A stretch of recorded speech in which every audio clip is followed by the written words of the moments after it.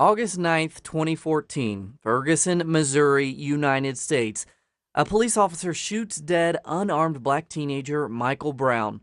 It marked the latest incident among many others, illustrating how decades after the civil rights movement, racism has systematically embedded itself within U.S. culture. Why has racism in the United States and around the world proven to be such an enduring force? Hey, hey, ho, ho, these killer cops have got to go. Hey, hey. Today we find ourselves in Miranda Park, Caracas, Venezuela, joined by Orlando Romero Harrington. Orlando works as the communications director at the Salvador Allende Latin American School of Medicine. Each year, the school welcomes students from around the world, from Central America to Africa to the Middle East. Daily, he watches as distinct cultures interact and learn to learn together. Today, he shares with us his observations from that process and his views on racism and race relations in the Americas. And I mean for us as Venezuelans, it is a shame to see how the United States government seeks to completely conceal the current situation in Ferguson.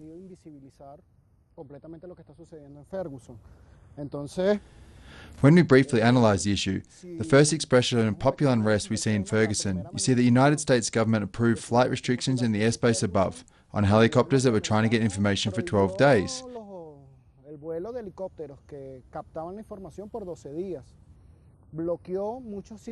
It also banned access to some social media and prohibited the use of cameras. And even correspondents from information media and independent news outlets that were covering the events were arrested.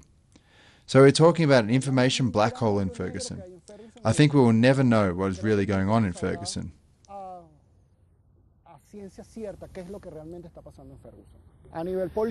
In the political sphere, there is clearly a historical moment of popular rebellion in the United States. And you notice a feeling of outrage among the American people, and that's due to economic measures the United States government is imposing on the American people.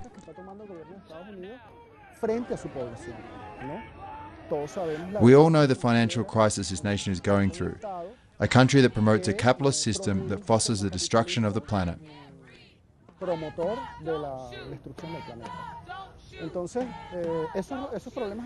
So those economic constraints and cases of uncertainty in civil society clearly result in popular demonstrations filled with a sentiment of outrage and dissatisfaction in the light of a judicial decision acquitting the officer that murdered a black man, an Afro-American youth in Ferguson, one region with high levels of racism in the United States.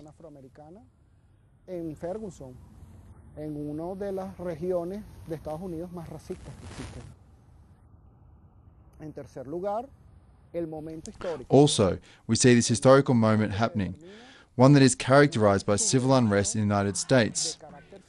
And what would happen in the United States with this civil unrest if Afro-American communities bond with the Latino communities, if they come together in their common outrage and willingness to change the system?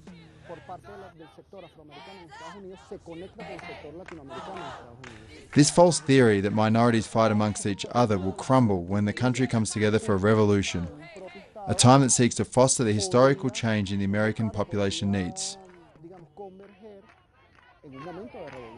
But that will only happen as long as popular organizations and grassroots movements together to pursue a common belief. In this case, a principle that faces the capitalist system that prevails in the United States.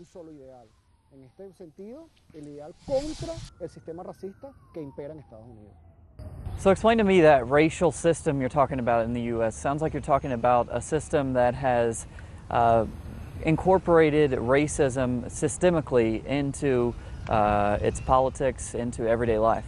El problema es que el racismo parte de un precepto filosófico que no existe.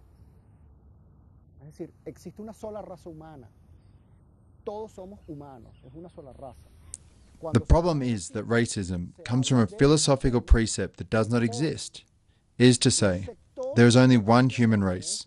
We are all human beings. When we talk about racism, we're actually talking about a system which was imposed by a sector of the American society the moment Abraham Lincoln won the American Civil War. As you know, there was a reconstruction of the southern states and the independence movement in the United States. But at the same time, those southern states had the largest pro-slavery population as well as the largest feudal population. Let's remember that at that time you could talk about feudalism as long as you had slaves for the production of the capital goods. So, those southern states came together to allegedly build up the American society, and then they passed legislation based on a racist philosophical precept. So how is it that we can say that humanity is divided into races? Well, we have four main precepts. Firstly, the human society, the human being, is divided into races. Secondly, that those races are made up of moral, philosophical, and even political connotations. That each race is a connotation. How is this connotation established? We don't know.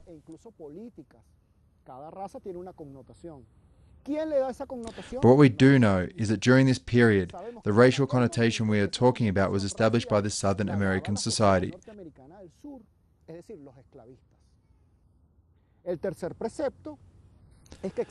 Thirdly, a precept that says some races are superior to others.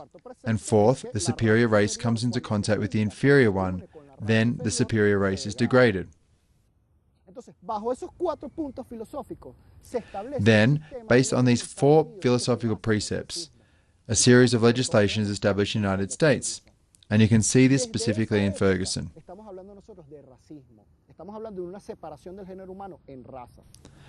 So it's in this historical moment that the concept of racism is established and that human beings are divided into races. This is why you see that in the United States you have a black race, labelled as lazy, criminal, indomitable, dangerous, and rebellious, while the Latin American race, the Latin American immigrants in the United States, also labelled as lazy. On the cheap workforce, because let's be clear, those laws and reconstructions of the state are both based on the mercantilist system, a capitalist process of accumulation of wealth.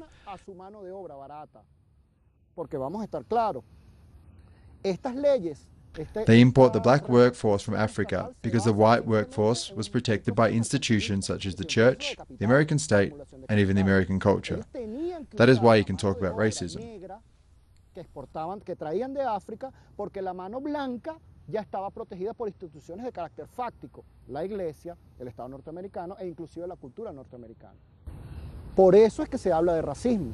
So Orlando, do we see racism like this in Latin America? Is it a different type of racism in Latin America? Well, explain to us race relations in this part of the world. Para hablar de racismo en América Latina deberíamos hablar primero de la forma como se conquistó América Latina por parte del Imperio Español. Es decir, if you're going to talk about Latin America, firstly you have to go back to when the Spanish Empire conquered Latin America. For example, in Venezuela we had a mass genocide of the indigenous population who lived in this land. Actually, when we're on our way here to this park, we could see some of the walls with paintings of illustrations of indigenous figures that resisted the Spanish colonization and invasion.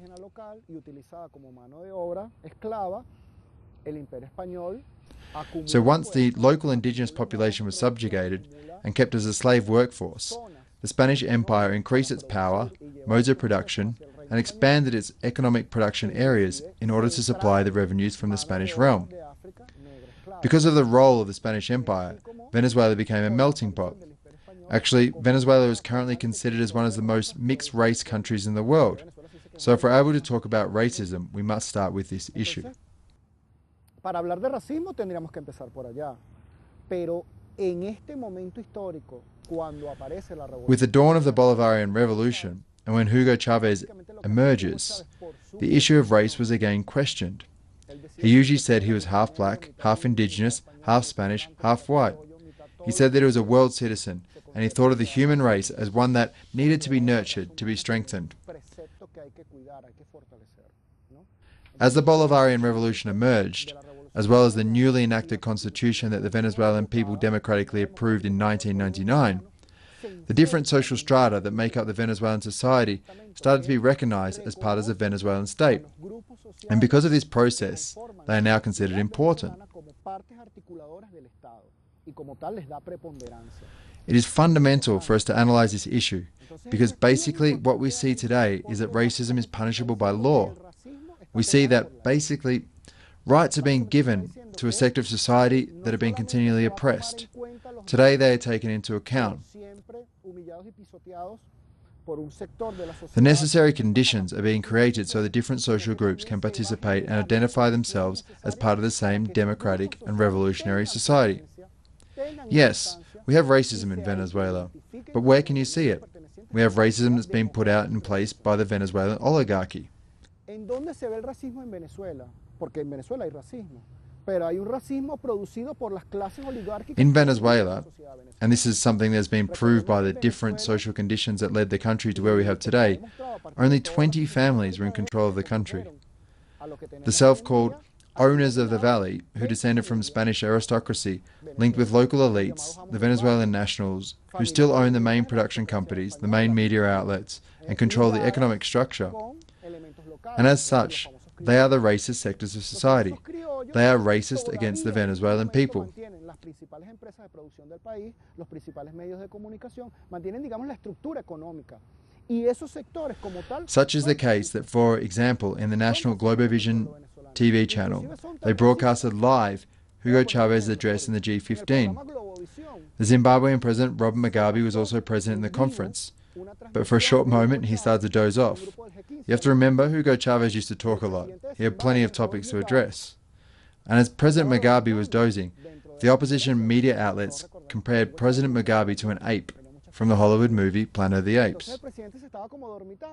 Y en vivo, un canal de oposición de la derecha venezolana acusó al presidente Mugabe de ser un simio. So when you witness these kinds of cases on live national broadcasting, in this democracy, you can now imagine how the Venezuelan bourgeoisie, that is in still control of the economic structures, treats the Venezuelan people, the Chavista people, the poor people, the disadvantaged people that have always lacked resources. And it is precisely the new Venezuelan laws and the spirit of solidarity, independence, and true recognition of who we are that is among all of us, that we become the main tools to the Venezuelan people have to face racism. Because in order to fight racism, we first have to fight the racism within us, since we were colonized by a system. This is something we have to do on a daily basis. We must never stop. Colonizados por un sistema. Es una labor de día a día, es una labor que no para nunca y es una labor además hermosa, ¿no? En Venezuela.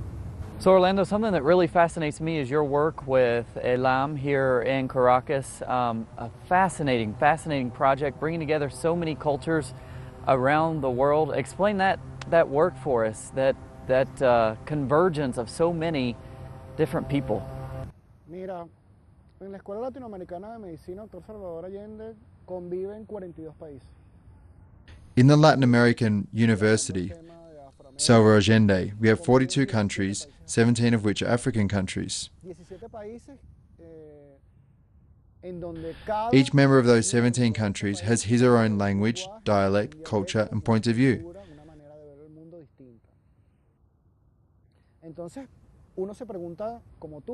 Then you ask yourself, how is it this university works? How did 2,000 students from 42 countries work together? It is simple. Love.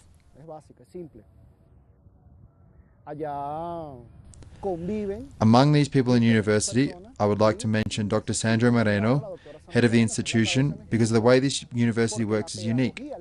There is no university that works in the way we do, because the pedagogy we use is based on Latin American authors, such as Paulo Freire, Simón Rodríguez, a national of Venezuela, as well as Hugo Chávez, Salvador Allende from Chile, who also was a doctor.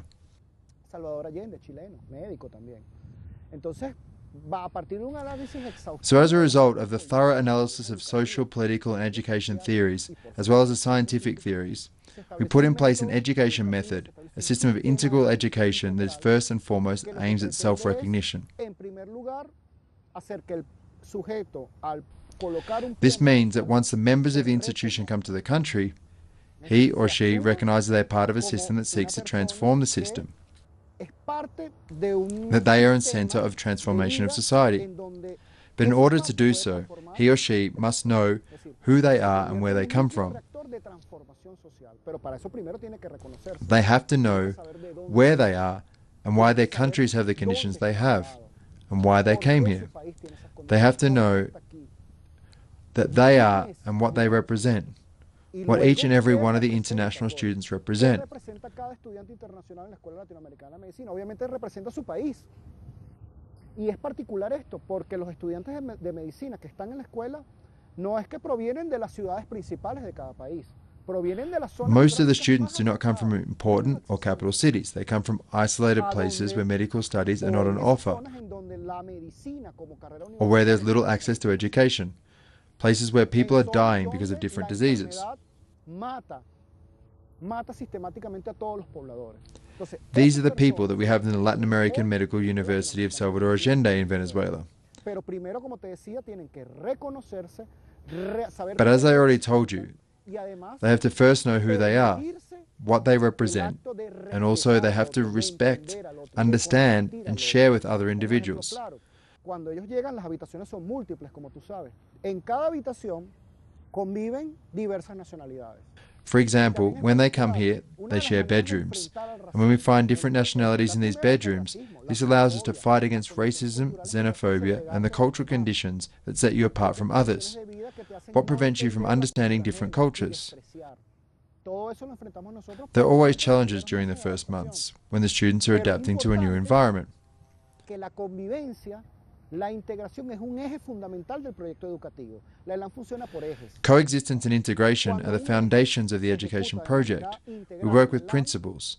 For example, if we're addressing racism in the university, people discuss this topic everywhere, in sports fields, dining rooms, and it's not only the students, but also the professors, the staff. Everyone speaks amongst each other. So an important axis of learning is consolidated, a cognitive process that takes place everywhere, in every moment of their daily life. So you see, the main objective of ELAM, the university, is not only to train doctors, but to educate better human beings. We are now talking about a state-of-the-art philosophy, a progressive, humanist and democratic philosophy, broad and participatory philosophy. You will see the results this year, maybe next year. The second graduation of the community doctors, you'll be able to see the results in the different social media. We have doctors who are actually transforming the system, the community and the world, without racism, xenophobia, and also without exclusion, mercantilism and capitalism. This is a new life, a new doctor, a different human being that the world demands. And this school is just, I've never heard of another example really in the world. I don't know if any other example exists out there. What do you think the world can learn from that, from ELAM? From this experience, the world should learn that politics and political theories come from concrete experiences and out of real needs. From the university, the world should also know that people, that different societies only mature when those at the bottom also grow, when there is no individualism, there is no hierarchical structures. We all grow and we're all equal. Also from our experience, 8 years of experience, we can also teach them what love is, what true love for another human being is, love for what we are and what we will become. We can also teach them how to share, how to live together with respect. Not only respecting each other, but recognizing who we are. Because you cannot respect what you don't know. You cannot love what you don't know. So let's get to know and respect each other. Let's trust in each other and every one of our actions, so they can be revolutionary actions, as long as we work together with science, technology and society. All acts in our life can be revolutionary acts, as long as we apply the idea and concept of science, love and political struggle. All right, Orlando, absolutely fascinating your work with the school there. Thanks so much for sharing your perspective with us. Gracias. For From Caracas, I'm Cody Weddle. We'll see you again next week.